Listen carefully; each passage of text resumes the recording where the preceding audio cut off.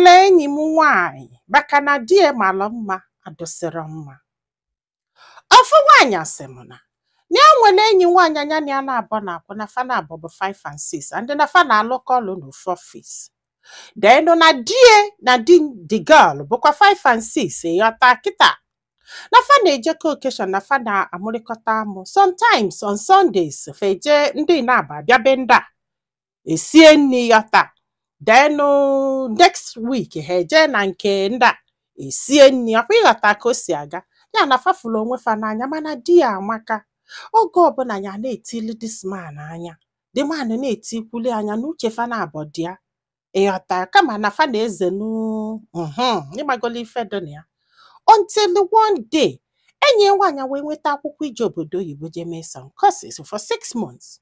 Wee kpọrọ ụmụaka wee kpoje na nke nwanne ya nwanyị wee jebe.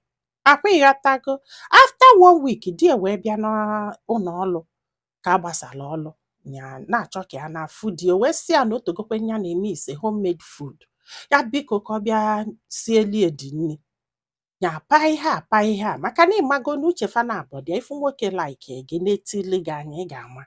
Gị nwa bụkwa nwaanyị afụkwa nwoke like ị ga-ama. Ya emesie ka ya jee bịa eje sie di nri mesie sị mba ka anọlụ bịa esie nye. Ya wee sisie nri wee bulu nri wee chebe wee bujelie di nri. Ya batasị adọbịa n'enu dining. Ya adọbịa n'enu dining. Ya na-eche ka olibe nri na oriro nri ọba n'ụlọ je weta wine chịta kọpụ na-abụ. Wee kpọọ wine fa na-abụ ṅụba wine. Na fa ṅụrụ 1 cup, the second one it's not like na mmanya na-egbufe. The guy bulu nnọọ onwe ya bulu ọnụ ya aja. Fa na-abụ bido susuwe ọnụ. Na ịghọtago from isusu ọnụ wee metụbe n'aka from imetụ aka na-emetụ enu aka na-amagoro ife ga na-eme n'ala. So kwadi ya from there fa na-abụ esebe ibongi o. Ibongi faselo that day wee sesie ọsịm na the thing gbalịa isi coil. Ịghọta agbakwuo di guy isi coil. N'ife ya bụkwe n'obi bụ ọ bụrụ na enyi nwaanyị nata ka fa kwụsị. Chetakwa na enyi nwaanyị mụọlụ di ụmụ na-atọ. Ya nwa mụọlụ di ụmụ na-abọ. Ịghọtago ọsịm ihe aka ha na-esi Ibongi n'okwere ụdị style fa adese. Ọsịm nne efi anyị eteghesie na-egulo do happy. Na before enyi nwaanyị abata 1 point before enyi nwaanyị abata fe decide aka fa na-ejezi na hotel fe bido jebe na hotel. So na fa na-abụ okwukwe na ọ bụ na enyi nwaanyị abata na fa ga-akwụsị oke enyi nwaanyị abata na fa kwụsịrị. They continued. So na o nwere one girl sokwe fa akwụ mana fa niile adọsọrọ that close. The girl wee lụọ one day wee fụnya na di enyi nwaanyị. Wee mebe investigation wee bulu eziokwu na fa na-akwụ. Ọsịm this girl wee buru ihe a wee land ya n'ọfịs ha. Asịlụ wee bido wee kụba n'ọfịs. From asịlụ ịkụ n'ọfịs the thing febe die ntị. Ka o febelu die ntị na ya mọrọ na ife dị emezi bụ na obido investigation nke. By then na ya na enyi nwaanyị afọlụgo out n'ọfịs maka na mgbe enyi nwaanyị maara ọbịa nnọọ fa anyọba onyinyo nyọsịa. Ya eche na di ga-akwụsị na di ya akwụsịrị. Ọsịm na ụfọdụ ụmụ nwaanyị dị egwu na omekete dị confront die. Ọgbachi die nkịtị na-alụ ọlụ ọ na-alụ. That the girl is doing very well. Ọsị adị die na ya chọrọzi. Ọ chọdị ịgbasa from the husband though. She kept on and stayed married. Na-ejelu onwe ya ọlụ mechalụ n'olu onwe ya n'ọsọsọ ọfụ nyanwa ka ị ga-afụ iwo na-afụ ya nya ka ị ga-afụ ka ọ ga-esi na-arịa atọ. Ọ bụ ịghọtago ọsịm nne ma still ka akwụsịkwa nna dị tinekwere ya akwụsị. Na ya nọlụ in fact na di ese nuri ụdị Ibongi afọ since ya na di eji wee bili.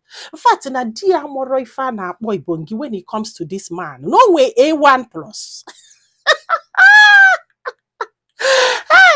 Ụfọdụ ụmụ nwoke should go and learn how to take care of their maka na ọ bụrụ na ịlachara ọnụ gị ụgụlụ o jireta ọnụ gị ihe ọ ga-emie ọdọnya vam makwa ya tagade ọsịbụ nne ka akwụsịkwanụ na ya kwụsịrọ ka akwụsịkwanụ na ọ na-ewutie mana nkwụsị ekweri o. Ọsịbụ this man bụ di etopụrụ ya ife o na ndị ofu nwa hapụrụ ya nke obele.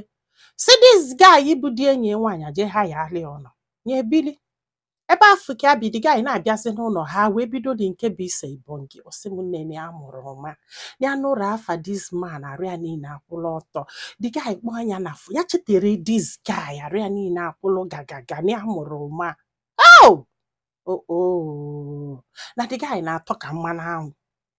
They continued o. Di eje nụọ nwaanyị ọzọ. They continued. You na ife this guy ime. The guy sị na ya ga-anụ ya. Ya echekwa na egwuregwu.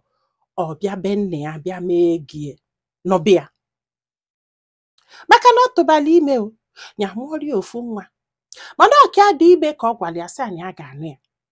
O wee jee mee ego. Ya na-echekwana ka enyi nwaanyị ahapụ die. Enyi nwaanyị ajụ shikilido jụ na ọ ma ahapụ die. Jụ na ọ ma ahapụ die for one day na confront die. Ya na-ajụ die ọ nọ ka enwere ihe enyi nwaanyị kwuru. Ọ sị na nwere ihe okwu. N'ihe dị galụ ma ebo na o jizela aka achọta enyi nwoke nke na-apịachala onwe ya outside na-apịachala onwe ya outside then dobekwe die. Ịghọta na remain kwa married. Mana ya nwa masịala enyi ya nwoke. Ahụ ịghọtago ọ sị m nne na ụfọdụ ụmụ nwaanyị dị egwu. Ọ sị m ihe a ka zuzugidere. Zuzugide the guy wee nọbịa fana abọbili. Ozugbo onye amụsala nwa na omesiro 6 months. In fact na the guy bido na 3 months ya mụrụ nwa. Wee bido change. Bido fegelibe. Chetakwa na enyi nwaanyị ajụkwa na ya ma mbata ebe Fabio na ọha ya alị ụlọ nke eche. Ahụ ịghọta ihe na-ekwu na. So ọkwa na di ebidokwa fegelibe o. Di ebido kpọzi amị abatara. Ya jụọ onye ọsị na ọ nọ na nke enyi nwaanyị ọ mabụrụ na ya na-anụ nwaanyị before ya wee nọbịa. Mana ya dụsha ọ bụrụ na nke enyi nwaanyị ka o jebe nọ na ya ma njụ nwa enyi nwaanyị maka na enyi nwaanyị kpọsịala asị kpebịa gafela asị. Ahụ ịghọtago mana ya jụọ dị ọsị na ọ nọ na nke enyi nwaanyị maka na ọmago na fa na-aba ada ego ọnụ nwere onye ga-achọ ibie. Maka na enyi nwaanyị ablọkụ kwugie. Ọsị m nne. This man efegelibekwe o. Ya wee tinye anya na mmiri ọ bụna onwe one small girl 20 years ya na ya na-abọ na-akwụ. Ya ebu ihe a n'ihe ekwere ya aka na-ekwu ọtụba the girl ime. Ọsị m nne. Ya mana ihe ya na-akọ na-eme ifele. Mana ihe a chọrọ ịgwụ ụmụ agbọghọbịa bụ stay away from people's deal. Stay away. Na nwoke ọbụla hapụrụ nwunye wee bịa for you. Ga-ahapụkwa gị Sunday. Na sọsọ ihe nwunye ya gwadebele bụ na ụlọ one day fair ka a na-agata. Chịba nnọọ chigide na ọfọrọ ya mịa daa n'ala chisịa madam congratulations anọ bụ na your husband will soon marry another one. Yali ajawel. Si m nne na ha mụrụ ife a ga-eme na ya ka a ji wepụta ebe a na ihe a na-edele ịma bụ ọnya hapụ this man bụla single mother kịta ka ọnya remain married. Like her girlfriend remain married. Na ya mara ka girlfriend ya si ebunwe ihe a na ya ma mbunwe.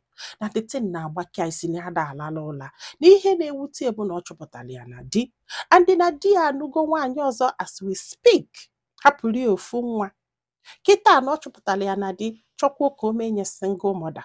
Ọ bụ dia divorce onye ya bụzalụ single mother.